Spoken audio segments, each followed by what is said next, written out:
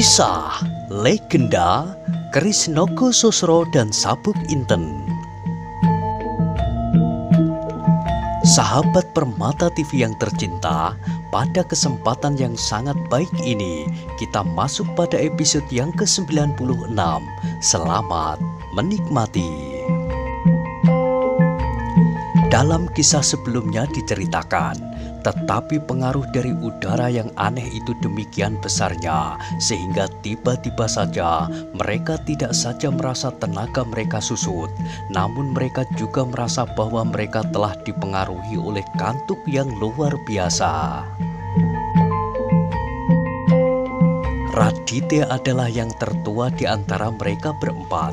Ialah orang yang memiliki pengalaman yang terbanyak, pengalaman yang kadang-kadang hampir tak masuk akal sekalipun pernah dijumpainya. Karena itulah maka segera ia mengenal bentuk aliran udara yang aneh itu. Karena itu terdengar ia berdesis perlahan. Alangkah kuatnya sirup ini. Anggara dan Kepu Kanigara pun mengenal pula bahwa seseorang dapat mempergunakan pengaruh kekuatan batin atas orang lain. Bahkan apabila ditekuni, dapatlah orang itu melahirkan suatu ilmu sirup semacam ini. Sedang Mahesa Jenar sendiri pernah mengalami betapa pengaruh sirup itu dapat melenyapkan kesadaran seseorang, sehingga orang yang berada di dalam lingkungan itu dapat seolah-olah tidur nyenyak sekali. Ketika itu ia sedang bertugas di istana beberapa tahun yang lampau, ia pernah mengalami pengaruh sirup yang dilontarkan oleh Lowoiju. Kecuali itu, di atas Gunung Tidar, ketika ia berusaha untuk menemukan keris-keris Kiai Nogososro dan Kiai Sabuk Inten, ia pernah terkena arus sirup itu pula, sirup yang disebarkan oleh Gajah Sora, namun yang sebenarnya telah dapat dilenyapkan oleh Simar Rodra Tua, kalau saja pada saat itu seorang yang bernama Titis Anganten dari ujung timur tidak membantunya. Sekarang kembali ia mengalami pengaruh sirup. Seandainya kekuatan sirup ini sama dengan kekuatan sirup yang pernah mempengaruhinya, maka dalam tingkatannya yang sekarang ini, kekuatan sirup itu tidak akan banyak pengaruhnya. Tetapi ternyata kekuatan sirup yang sekarang jauh lebih besar dari yang pernah mempengaruhinya dahulu. Bahkan dalam tingkatannya yang sekarang hampir-hampir ia tidak mampu untuk mempertahankan kesadarannya, apalagi tenaganya. Dalam keadaan yang demikian akhirnya mereka berempat hanya dapat duduk bersila sambil menghendingkan diri, berusaha untuk tetap dalam keadaan sadar. Malam yang kelam masih saja terserak di permukaan bumi. Di daun-daun pepohonan bergayutan, titik-titik yang setetes demi setetes berjatuhan mengusik rumput-rumput kering yang bertebaran di sana-sini dengan liarnya. Suasana kemudian menjadi hening sepi. Lamat-lamat di kejauhan terdengar suara-suara jangkrik seperti teriakan bayi yang kehausan susu ibunya. Dalam pada itu, ketika mereka sedang tekun berjuang untuk tidak kehilangan kesadaran, tiba-tiba melayanglah sebuah bayangan yang hitam, yang kemudian dengan cepat sekali seolah-olah tidak menyentuh tanah, telah berdiri di hadapan mereka. Dan bersamaan dengan itu terasa bahwa pengaruh sirup itu pun menjadi semakin kendor, bahkan kemudian dengan cepatnya lenyap dari diri mereka berempat. Meskipun mereka terkejut pula atas kehadiran seseorang tanpa diduganya lebih dahulu, namun mereka sempat pula menarik nafas lega atas kebebasan mereka dari ikatan udara yang aneh itu. Ketika mereka telah sempat memperhatikan bayangan yang berdiri di hadapan mereka, taulah mereka bahwa orang itu adalah orang yang mengenakan jubah yang hanya tampak kehitam-hitaman di dalam gelap malam. Namun dalam pada itu Mahesa Jenar segera mengenal bahwa orang itu adalah orang yang selalu dikenalnya mengenakan jubah abu-abu. Karena itu segera terpancarlah cahaya yang cerah dari wajahnya. Demikian pula Kepu Kanigara, sehingga tanpa disengajanya ia bergeser sejengkal maju. Adapun Radite dan Anggara Ketika melihat orang yang berjubah itu tegak di hadapan mereka seperti patung, terlonjaklah dada mereka. Tiba-tiba saja tubuh mereka menjadi bergetar dan nafas mereka menjadi semakin cepat beredar. Karena pada tubuh yang tegak mematung di hadapannya itu, seolah-olah terpancarlah suatu kenangan atas masa silam. Suatu kenangan dari masa yang gemilang dari seorang yang menamakan dirinya Pasing Singan. Ya, pada saat Radite berhak mengenakan jubah yang berwarna abu-abu, seorang yang berhak mengenakan topeng yang meskipun kasar dan jelek, namun daripadanya terpancar suatu harapan bagi setiap orang yang menyaksikannya. Karena di balik wajah yang kasar dan jelek itu, tersembunyi suatu pengabdian yang luhur tanpa pamrih. Tetapi keluhuran serta kemurnian pengabdian itu kemudian menjadi lebur, dan setelah itu nama Pasing Singan menjadi hancur. Nama Pasing Singan dengan cepatnya meluncur hanyut ke dalam lumpur karena pokal seorang saudara seperguruannya yang bernama Umbaran.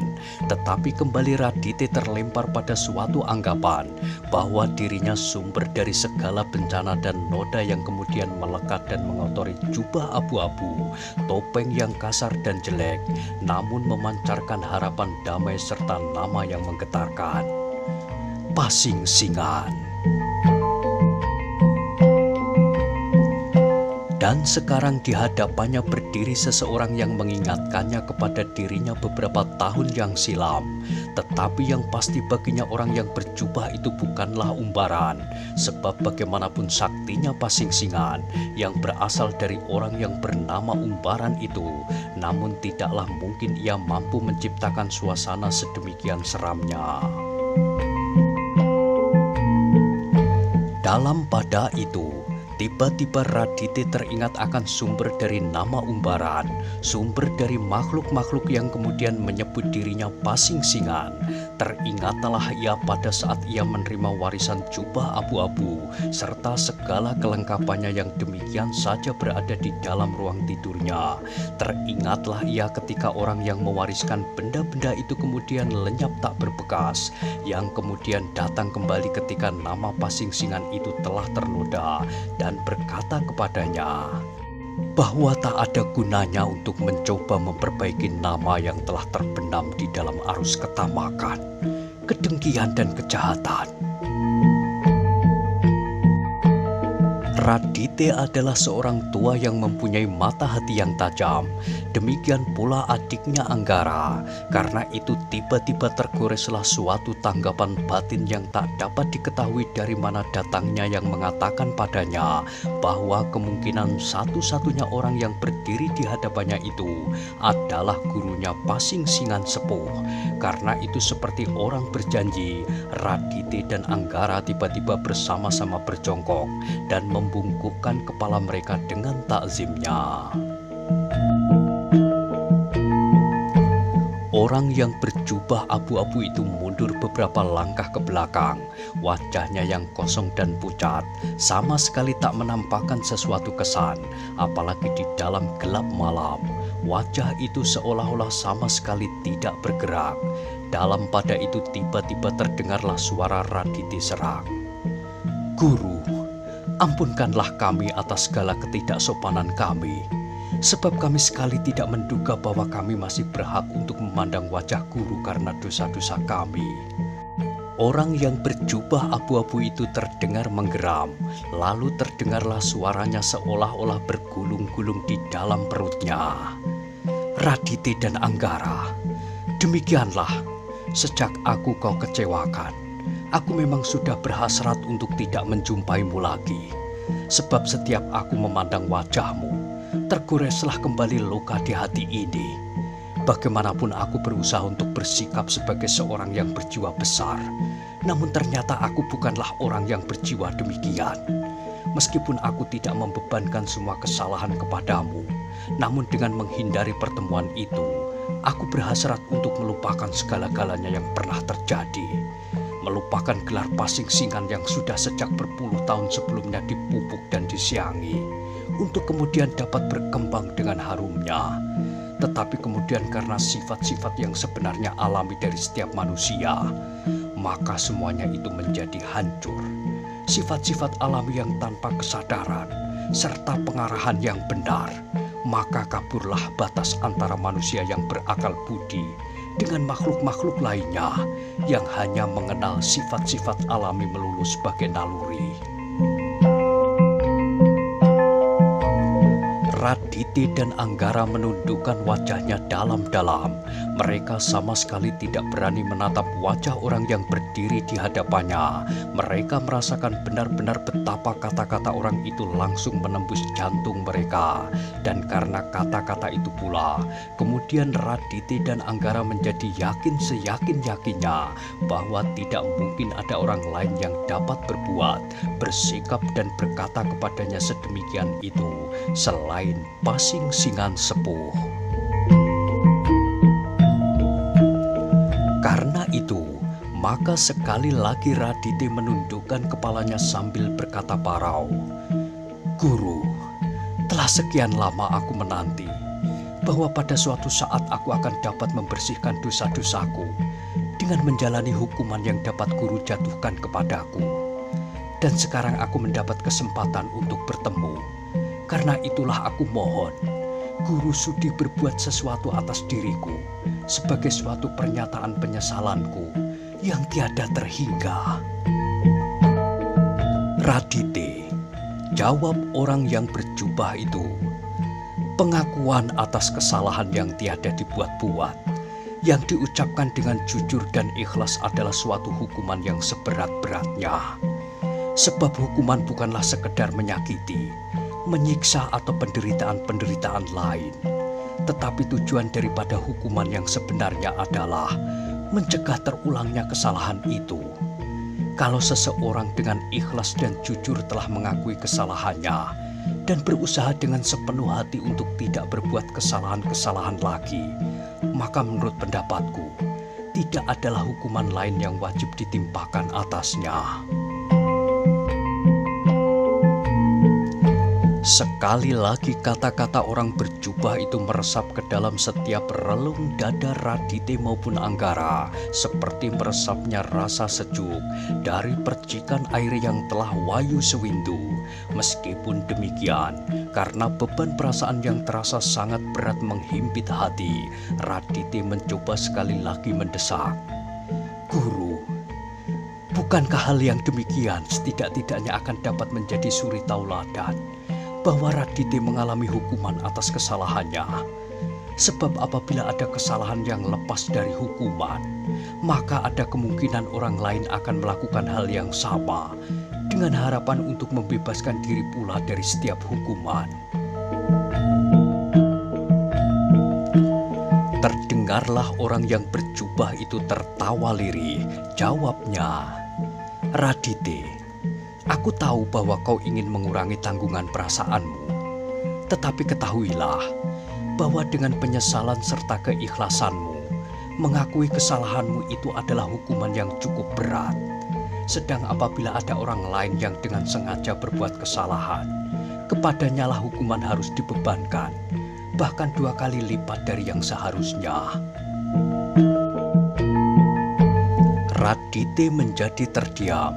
Untuk beberapa saat suasana kembali dicekam oleh kesepian. Dalam pada itu timbul pulalah berbagai pertanyaan di dalam dada Radite dan Anggara. Kalau gurunya pada saat yang tiba-tiba tanpa diduga-duganya itu hadir di hadapannya, apakah maksudnya? Ia tidak ingin memberi hukuman kepadanya. Sebaliknya gurunya itu telah bertekad untuk tidak menjumpainya lagi. Tetapi sekarang orang itu ada di sini. Baru kemudian teringatlah oleh Radite bahwa di sampingnya ada orang lain dari perguruan lain, yaitu Mahesa Jenar dan orang yang menamakan dirinya Tumenggung Surajaya. Apakah kedatangan gurunya itu ada sangkut pautnya dengan mereka itu? Karena itu kemudian bertanyalah ia, "Guru, kalau demikian apakah aku berhak mempersilahkan guru untuk singgah ke dalam pondokku?"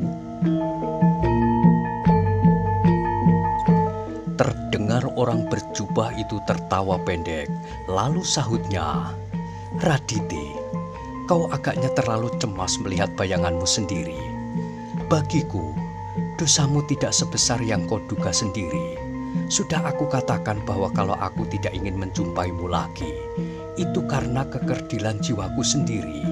Jiwa orang tua yang merindukan masa lampau itu tetap menjadi kebanggaannya, bahkan kalau mungkin menjadi kebanggaan setiap orang." Tetapi Radite dan Anggara, ternyata apa yang cemerlang di masa lampau tidaklah selalu yang cemerlang di masa sekarang dan masa yang akan datang. Dan ini akhirnya harus aku yakini, meskipun tidak semua yang berasal dari masa lampau itu harus dilupakan dan disisihkan. Namun satu hal yang bagiku tetap harus tak berubah dari masa ke masa, dari masa lampau, masa kini, dan masa yang akan datang, bahwa apa yang kita lakukan seharusnya kita abdikan dengan penuh kasih dan cinta kepada manusia dan kemanusiaan, bukan sebaliknya. Manusia dan kemanusiaan kita abdikan pada diri kita, pada kepentingan kita pribadi. Demikianlah manusia akan mencerminkan kasih dan cinta Tuhan. Tidak hanya Radite dan Anggara yang meresapi kata-kata orang berjubah itu, juga Mahesa Jenar dan Kepu Kanigara mendengarkan kata demi kata dengan seksama, sehingga untuk sesaat mereka lupa pada kepentingan mereka sendiri. Sementara itu terdengar orang berjubah itu meneruskan, "Dan karena itulah agaknya aku datang kemari. Kalau pada saat-saat lampau tak sepantasnya orang-orang muda menyeret orang-orang tua ke dalam satu persoalan. Namun sekarang ternyata aku telah terseret kemari karena pokal anak-anak muda." Radite dan Anggara terkejut mendengar kata-kata itu. Tanpa disengaja mereka menoleh kepada Mahesa Jenar dan Kepu Kanigara yang masih duduk di samping mereka. Namun ketika didengarnya kata-kata orang berjubah itu, mereka pun mengangkat wajah mereka. Dan orang berjubah itu pun meneruskan, "Aku terpaksa datang kemari karena aku tidak mau." Radite dan Anggara menjadi semakin tercengang, sedangkan Mahesa Jenar dan Kepu Kanigara terpaksa menundukkan wajah. Dalam pada itu terdengar kelanjutan kata-kata orang berjubah itu. "Nah Radite, katakanlah kepadaku sekarang, apakah kau menyimpan Kiai Nogososro dan Kiai Sabuk Inten?" Bukan main terkejutnya, tidak hanya Radite dan Anggara, tetapi juga Mahesa Jenar dan Kepu Kanigara. Dengan tergagap terdengar Radite menjawab, "Guru, aku sama sekali tidak menyimpan kedua pusaka itu. Seandainya demikian, buat apakah kiranya kedua pusaka itu bagiku?" Orang berjubah itu menoleh kepada Mahesa Jenar dan bertanya kepadanya, "Aku dengar kau berkeras menuduh bahwa kedua pusaka itu berada di tempat ini." Mahesa Jenar sama sekali tidak menduga bahwa ia akan mendapat pertanyaan itu. Karena itu dengan ragu-ragu ia menjawab, "Ya Tuan, memang aku menyangka bahwa kedua keris itu berada di sini." "Nah," jawab orang berjubah itu, "Radite dan Anggara telah menjawab bahwa kedua pusaka itu tidak berada di tempat ini. Kau harus percaya, sebab sepengetahuanku, Radite dan Anggara tidak pernah berbohong." Kembali Mahesa Jenar kebingungan. Sesekali ia menoleh kepada Kepu Kanigara, tetapi Kepu Kanigara agaknya sedang berpikir. Karena itu akhirnya Mahesa Jenar terpaksa menjawab, "Tuan, memang sebenarnya aku tidak ingin menemukan keris itu di sini." "Lalu apakah maksudmu sebenarnya?" desak orang berjubah itu. Sekali lagi Mahesa Jenar ragu, sedangkan Radite dan Anggara pun menjadi bingung. Ia tidak mengerti arah jawaban Mahesa Jenar. Mahesa Jenar sendiri yang mula-mula sudah merencanakan segala sesuatu dengan lengkap dan urut. Namun di hadapan orang berjubah abu-abu itu, semuanya menjadi terpecah-pecah kembali. Seolah-olah ia kehilangan ingatan atas segala rencana yang telah disusunnya bersama Kepu Kanigara. Meskipun demikian, satu hal yang dapat dijadikan pegangan, orang berjubah abu-abu itu kini sudah datang. Karena itu, ia tidak perlu berbelit-belit lagi. Dan ketika ia melihat Kepu Kanigara mengangguk kecil, berkatalah Mahesa Jenar, "Tuan yang berjubah abu-abu, kalau aku datang kemari dan memaksakan suatu perselisihan kepada Paman Radite dan Paman Anggara, sebenarnya adalah karena Tuan. Sebab sejak semula aku pun sudah percaya bahwa kedua keris itu sama sekali tidak berada di tempat ini, tetapi berada pada seorang yang sakti, yang mengenakan jubah abu-abu, mirip dengan jubah yang pernah dan selalu dipakai oleh Pasing Singan." Radite dan Anggara tersentak bersama-sama mendengar kata-kata itu. Mula-mula jantungnya berdebar-debar, tetapi kemudian jantung itu menjadi seolah-olah berhenti bekerja. Keringat dingin mulai membasahi punggungnya. Bagaimanapun mereka menyadari bahwa sementara ini mereka telah dipergunakan oleh Mahesa Jenar untuk memancing kehadiran gurunya. Tetapi sebelum ia sempat berkata sesuatu, terdengarlah Mahesa Jenar berkata kepada mereka, "Paman berdua, ampunkan kami. Kami sama sekali tidak bermaksud menyakiti hati paman berdua, apalagi sampai ada pertempuran yang sebenarnya antara hidup dan mati. Apa yang kami lakukan benar-benar suatu permainan yang berbahaya, namun penuh dengan tanggung jawab atas kedua pusaka yang hilang itu."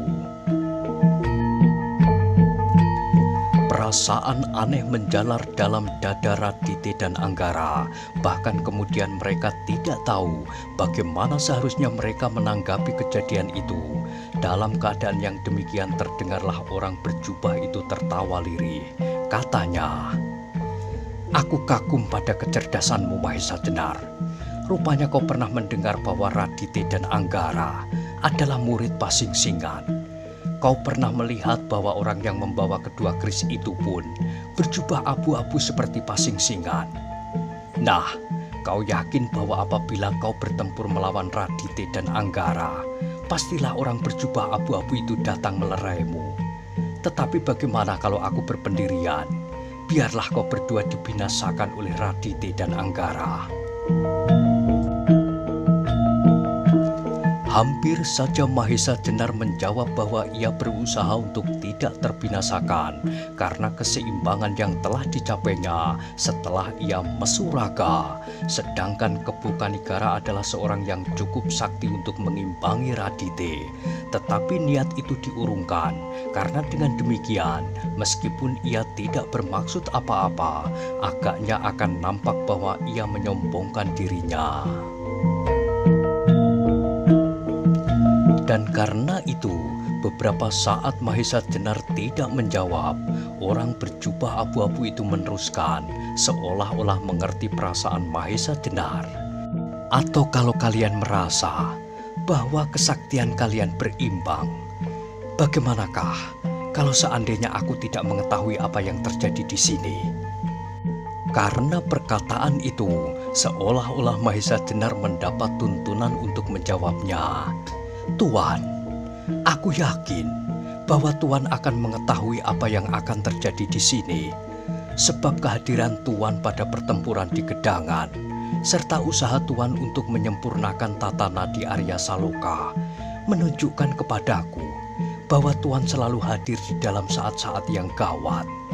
Sedangkan aku yakin pula bahwa Tuan tidak akan membiarkan salah satu pihak dari kita yang sedang bertempur menjadi binasa, sebab Paman Radite dan Paman Anggara adalah murid-murid Tuan yang terpercaya.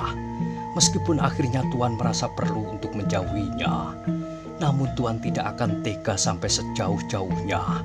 Sebaliknya, apakah Tuan dapat melihat kami, Aku dan Kakang Kebu Kanigara binasa? Kenapa tidak?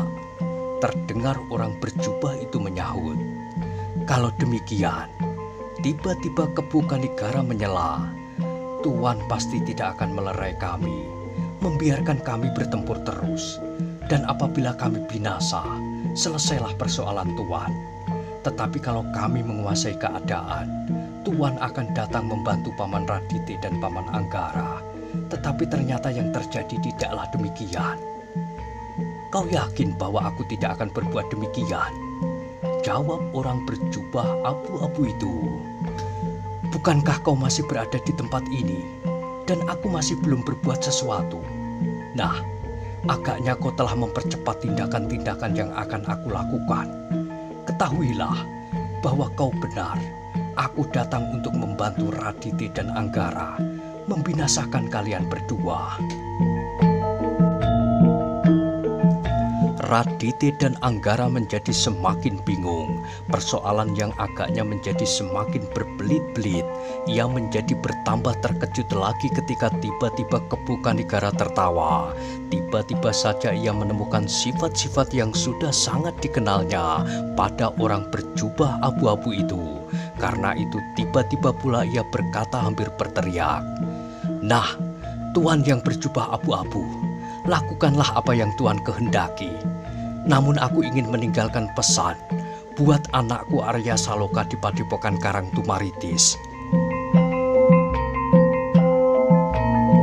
Orang berjubah itu terdiam, bahkan tampak beberapa jengkal ia surut ke belakang. Namun kemudian ia berkata, "Aku tidak kenal Arya Saloka dari Karang Tumaritis.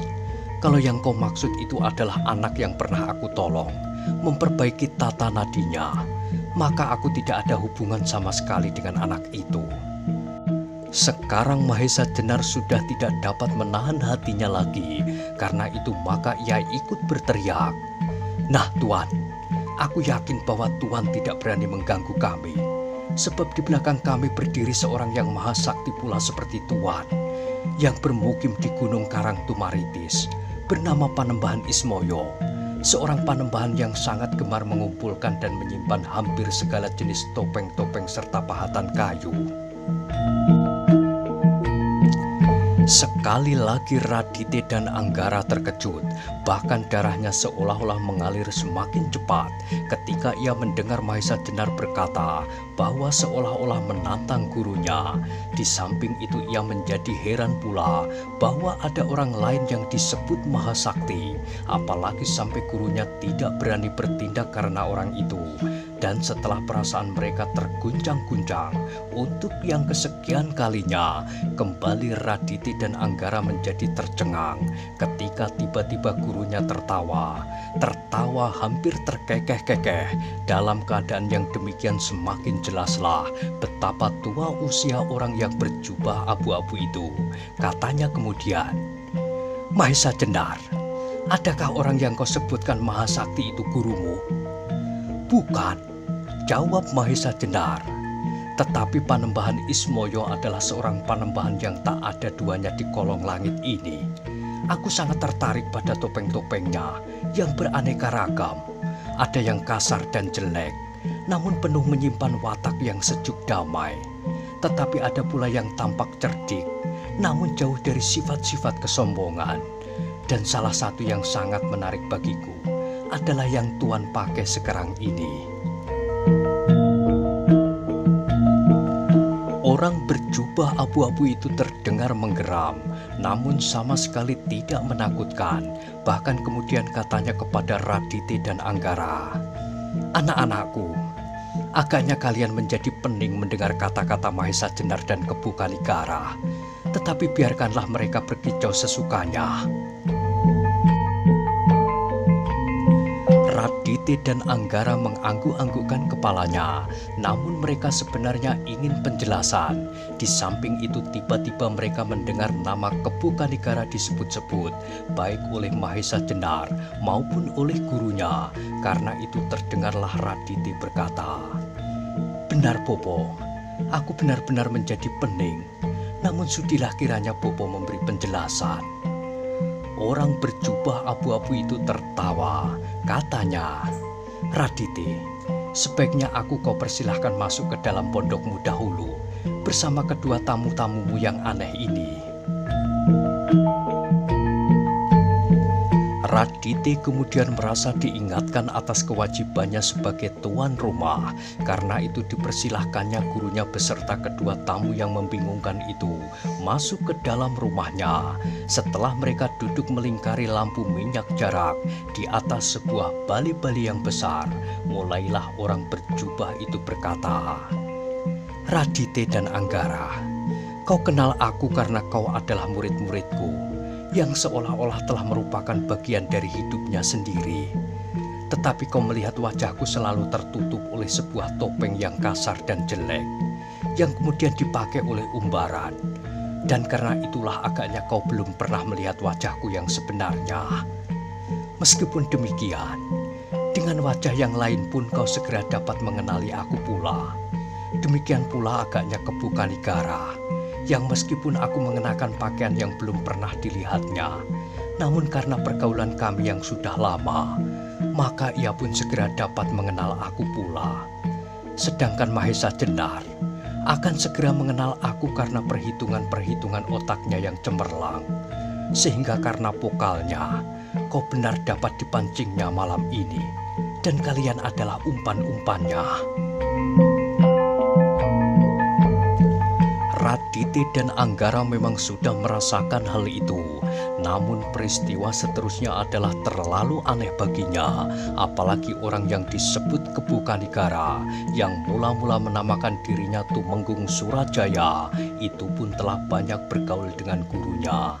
Apakah ia pun berguru pada orang yang dahulu bernama Pasingsingan itu?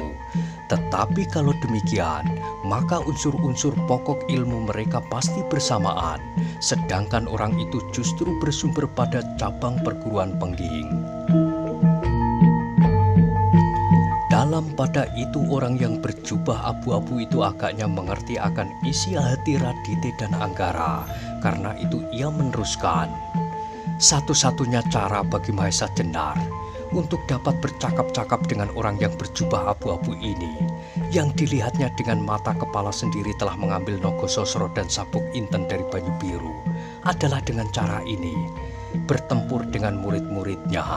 Dengan demikian orang yang berjubah abu-abu ini pasti tidak hanya sekedar memperlihatkan diri untuk melerai, tetapi memihak kepadanya saja, sebab lawan-lawannya adalah murid orang yang berjubah abu-abu itu sendiri." Tiba-tiba Radite menggeser duduknya ke dekat Mahesa Jenar dan menepuk bahunya keras-keras sambil berkata, "Oh, Nger, pandai benar kau buat hati orang tua kalang kabut. Hampir saja aku kehilangan pengamatan diri, sebab persoalan yang Angger berdua paksakan kepada kami adalah langsung menyinggung luka hati yang paling parah. Itulah sebabnya aku tak dapat menahan diri lagi." "Maafkan kami, Paman," sela Kebu Kanigara, "sebab kami tahu betapa sabar dan alimnya Paman berdua, sehingga mula-mula kami menemui kesulitan untuk membuat Paman berdua marah. Maka terpaksalah kami agak melampaui batas-batas kesopanan. Tetapi kami harap Paman percaya bahwa bukanlah demikian maksud kami yang sebenarnya." Radite mengangguk-anggukkan kepalanya, kemudian bertanyalah ia, "Tetapi kenapa Angger menyinggung-nyinggung Kiai Nogososro dan Kiai Sabuk Inten?" "Sebab memang kedua keris itulah yang kami cari," jawab Kebu Kanigara. "Dan terhadap orang yang kami harapkan hadir kemudian, kami menaruhkan harapan sepenuhnya atas kedua pusaka itu. Karena orang yang berjubah abu-abu itu pun tahu pasti bahwa kedua keris itu tidak berada di sini." Radite menarik nafas dalam-dalam, sedang Anggara pun kemudian tertawa lirih. Nah, bagaimanakah kisah selanjutnya? Silahkan ikuti terus kisah legenda Keris Nogososro dan Sabuk Inten pada episode berikutnya. Sampai jumpa. Bye.